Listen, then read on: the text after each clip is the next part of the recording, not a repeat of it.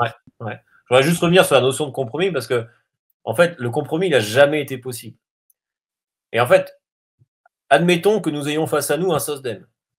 Il te dit, mais si, regarde, il y a eu des réformes. Sécurité sociale, tout ça, c'est pas la fin du capitalisme, tout ça.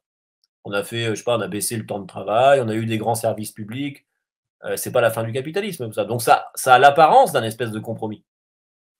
Pas du tout un espèce de compromis. Lénine disait, bon, j'ai plus la citation exacte, je suis pas très bon en citation, mais Lénine disait quelque chose du style, en fait, la réforme, c'est ce que tu vois en surface après un esprit révolutionnaire. C'est-à-dire que pour qu'il y ait des réformes, il faut qu'il y ait les moyens de la révolution et la conscience de classe suffisante. Parce que c'est là où la bourgeoisie pétoche, et plutôt que de lâcher tout, elle préfère lâcher un peu. Mais pour qu'elle lâche un peu, donc du coup, à la fin, tu as l'impression que c'est un compromis, si tu regardes juste la chose de manière abstraite. Mais en fait, tu n'as réussi à l'obtenir que parce que tu avais vraiment les moyens de ta menace.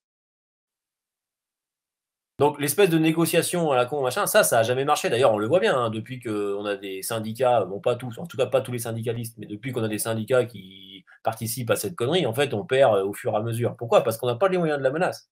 Donc je dirais à un camarade prolétaire qui a peur un peu de la révolution, je lui dirais, de toute façon, tu n'as pas le choix, et même si vraiment tu ne veux pas affronter la question de la révolution, ne serait-ce que pour avoir des avancées, des simples avancées, par exemple, je ne sais pas, revenir à 37 années et demie, travailler 4 heures par jour, 4 jours par semaine sur 28 heures, ben, pour obtenir ça, il va falloir que tu aies les moyens de la menace.